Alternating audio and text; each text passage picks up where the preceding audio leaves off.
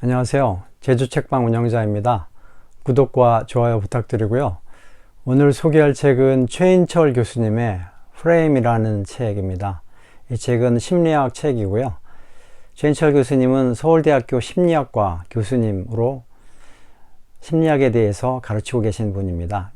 원래 교수님은 서울대학교 공대에 입학을 하셔서 공부를 하셨었는데 심리학에 관심이 이끌리셔서 다시 심리학과에 입학을 해서 심리학을 전공하시고 미국에 유학까지 하셔서 현재는 심리학의 전문가로서 활동하고 계십니다. 이 책은 심리학에 대한 책입니다. 2007년에 처음 나온 책인데 그간 40만 명이 넘는 독자들이 이 책을 읽으면서 심리학에 대해서 공부한 굉장히 유명한 그런 책입니다. 이 책에 말하는 프레임은 저희가 사진을 담는 액자도 프레임이라고 얘기하는데요. 그런 프레임을 말합니다.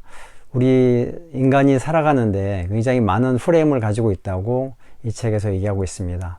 심리적인 것인데요.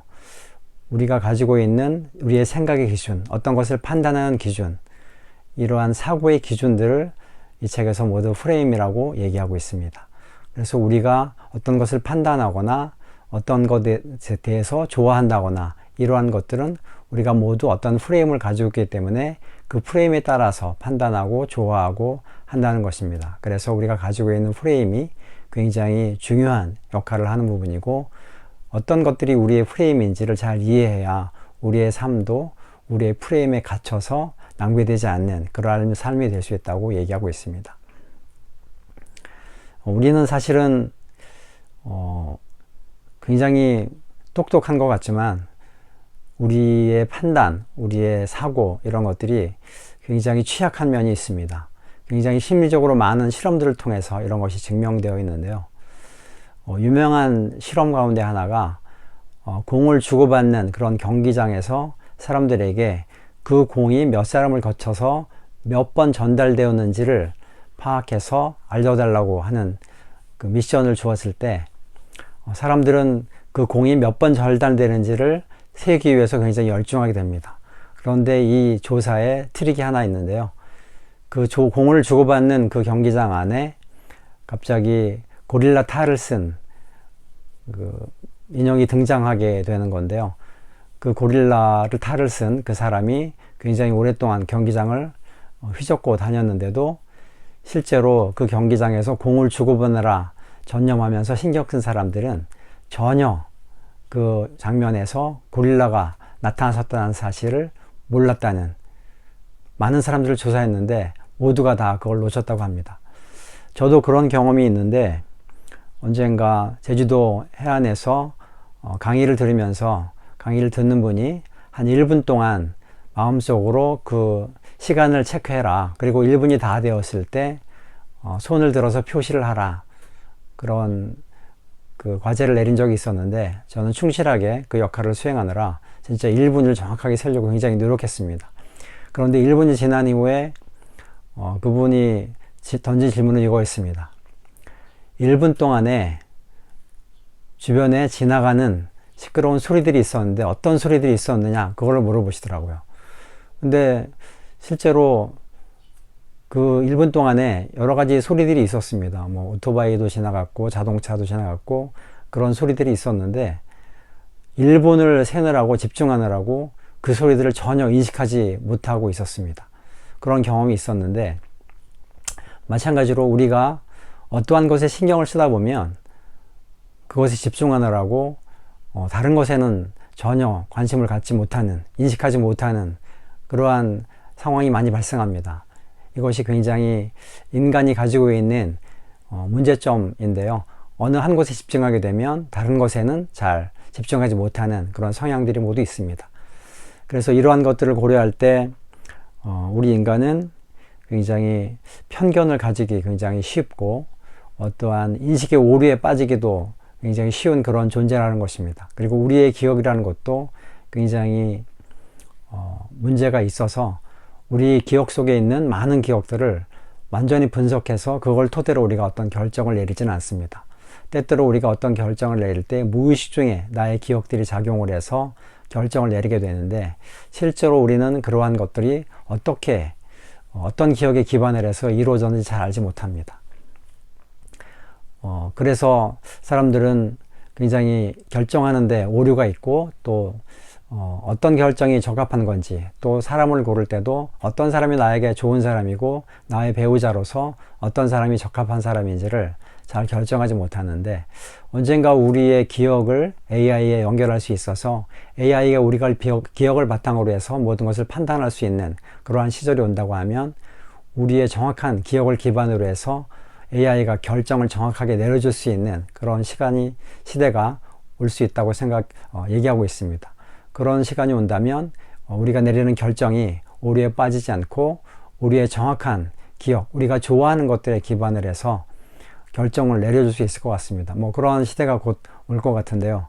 그러한 시대가 오면 우리가 프레임에 오류에 빠지지 않고 살 수 있는 그런 상황이 될 것 같습니다.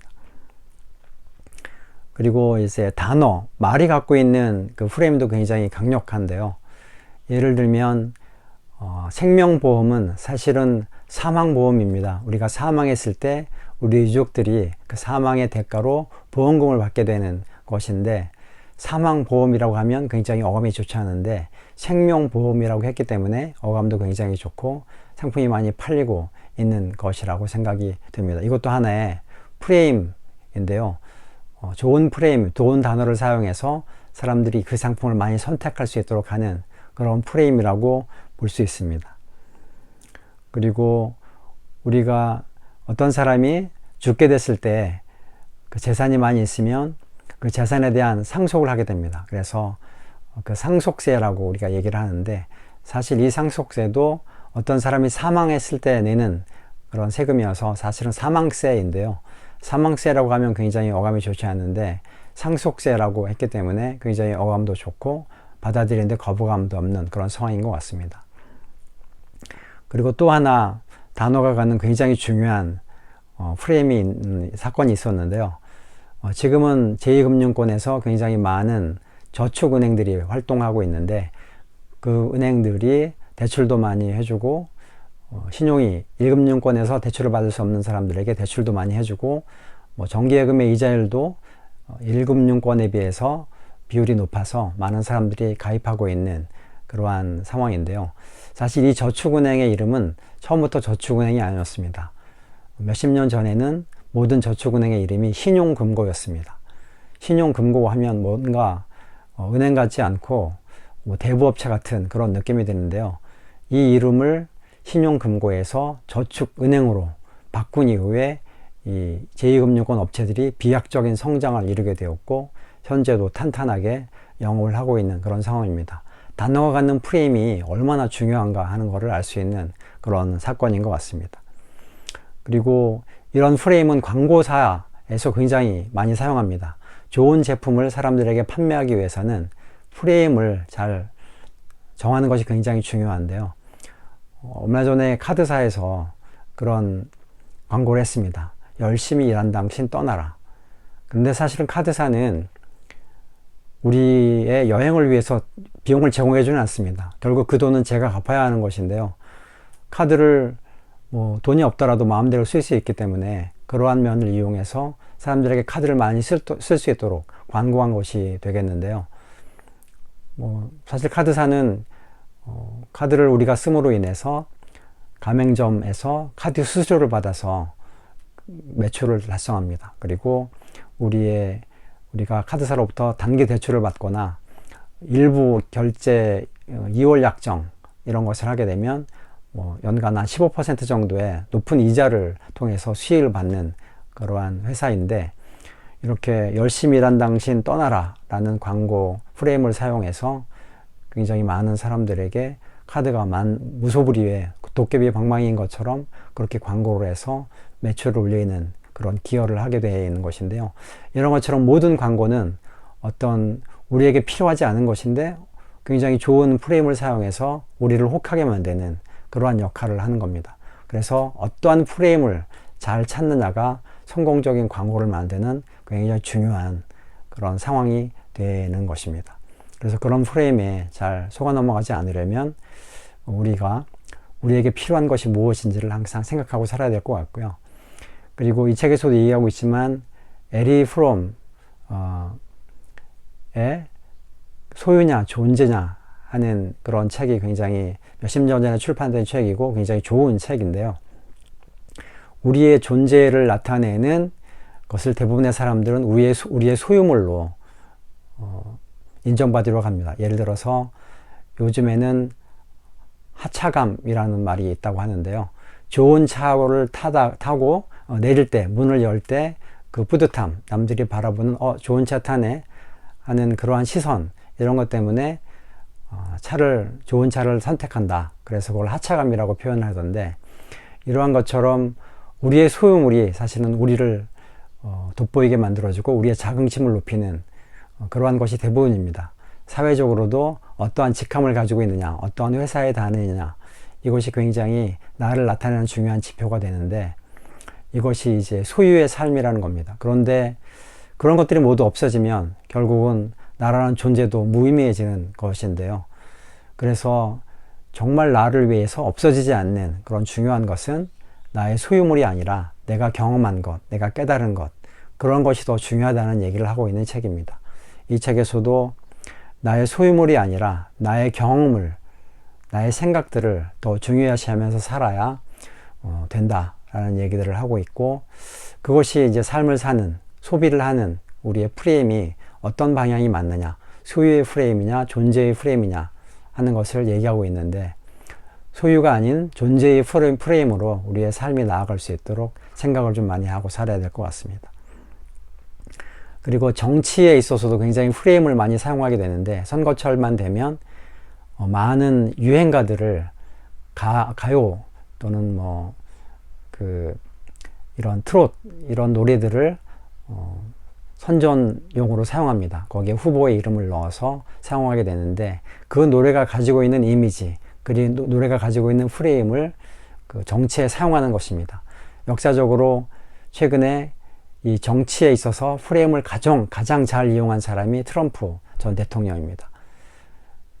화이트 칼라는 잘 모르겠지만, 주류 정치인들은 잘 모르겠지만, 블루 칼라 노동자들에게는 레슬링이 굉장히 인기 있는 그런 TV 방영 스포츠입니다.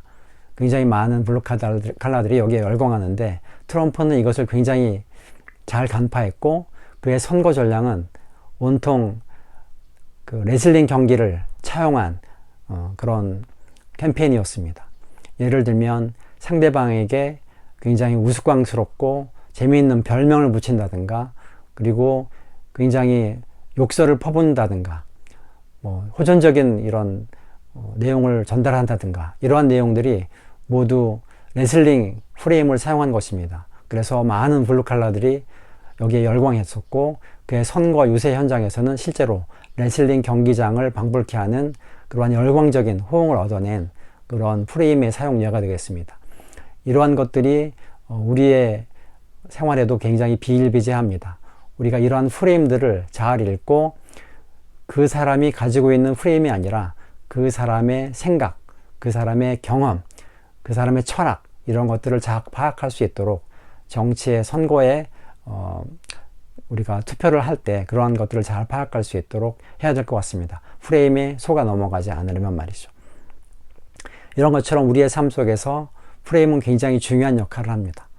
그래서 우리가 갖고 있는 프레임이 정말 잘못된 것이 아닌지, 우리의 삶을 위해서 또 우리의 존재를 위해서 그 프레임이 바람직한 방향으로 작동해서 우리의 삶을 풍성하게 만들 수 있도록 우리가 어떤 프레임에 의해서 결정을 하고 어떤 프레임에 의해서 판단을 하는지 항상 들여봐야 될 것 같습니다. 그 프레임이 굉장히 소극적이고 단편적이고 그리고 편협한 것이 되지 않도록 항상 그 프레임에 대해서 분석하고 객관적으로 나의 사고, 나의 판단 기준들을 바라보고 그러한 것들을 개선할 수 있도록 항상 노력을 해야 될 것 같습니다. 그래야 우리의 삶이 조금 더 풍성해지고 더 행복한 그러한 삶으로 나아갈 수 있는 길이 되지 않을까 생각합니다. 이것이 최인호 교수님께서 쓴 심리학 도서 프레임에서 말하고 있는 것들이고요. 이러한 프레임을 우리가 살면서 잘 인식하고 우리의 프레임이 오류를 저지르지 않고 올바른 방향으로 작동할 수 있도록 항상 경계하며 살아야 될 것 같습니다. 이상 심리학 책 프레임에 대해서 말씀드렸습니다. 고맙습니다.